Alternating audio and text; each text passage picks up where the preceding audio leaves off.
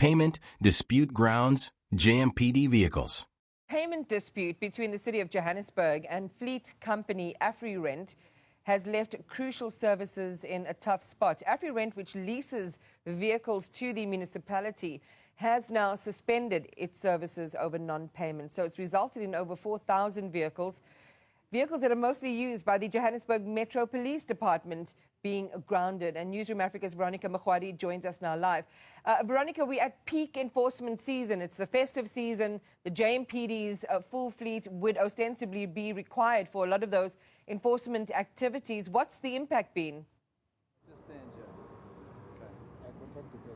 Well, I can tell you, Iman, from enforcing bylaws to managing holiday traffic and, of course, ensuring public safety, the Johannesburg Metro Police Department is likely to face an uphill battle this December following concerns that its fleet may, of course, be grounded.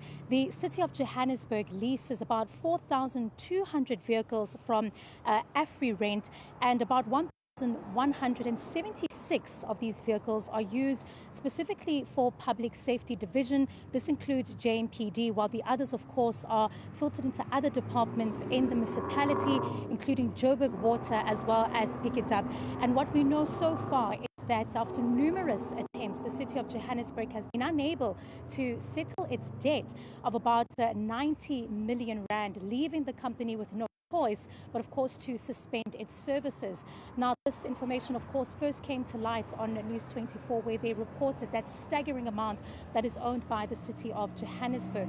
But this, of course, is leaving residents concerned about what does this mean, especially during the festive season, where we know operations are taking place, and the JMPD acts, of course, as that resource, that crucial resource specifically for residents. I am joined by Councillor David Foley just to speak about the implications of what is happening. Councillor, I think let's talk about it specifically from what the dispute is, what it means as well for residents.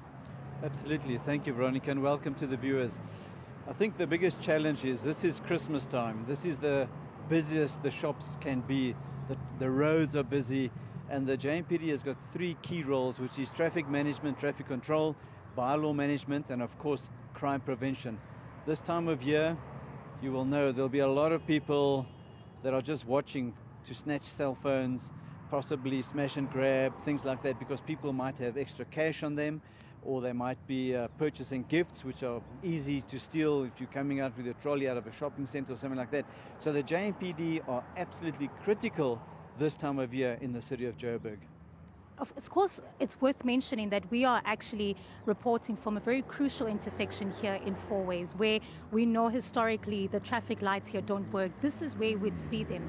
That importance of having JMPD visibility during December. Absolutely. If you look behind us here, you will actually see the intersection of Winnie Mandela and Leslie is not functioning. That needs traffic pointsmen at this time of the day, well, the whole day, in fact, because the traffic, people are taking leave, they want to get to point A to point B. They don't want to be hassled by delays, you know, because they're on holiday now, and people's levels of frustration, they want to relax. And if they hampered by small things like a traffic light, and as you can see, you've got they've got a name now called hobo cops that actually sometimes interfere with the traffic lights and switch them off to direct traffic to make money. But the JMPD should be here, especially during peak times, to assist and direct traffic so people are not frustrated. Yeah. And in terms of numbers, we know that a large majority of these fleets are given to the members of the JMPD. But from an estimation and, of course, from the research and the questions that you have asked, we know that you have also written to the council itself about this situation. How big are those numbers and the impact that we're likely to see? Well, the JMPD fleet is rather large. You mentioned a couple of numbers earlier, but if you just look at each region, there must be at least 15 to 20 vehicles at each region, and all the regions, I think it's about 8 or 9 regions, the city of Joburg, there's over 100 vehicles, but that's besides the bylaw management unit. So if a vehicle breaks down, they've got to tow it away, there could be illegal signage they have to remove. The bylaw management unit, their whole fleet is probably grounded as well.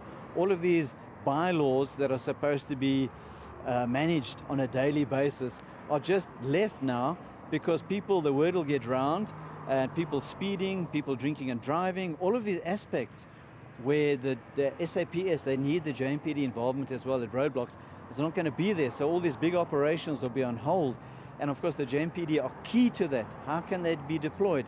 What job can they do? So people's lives are at risk. And this is very, very serious. And I think the city needs to take this up very quickly to settle the debt so AfriRent can get the vehicles back on the ground.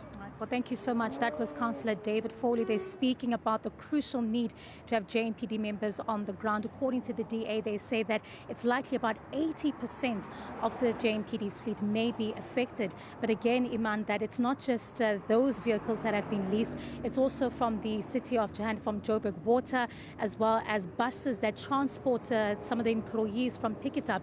And can you imagine just what that means for the festive season if these services were to be disrupted? Back to you. Yeah, another mess here in the city of Johannesburg. We'll wait to see how that gets resolved.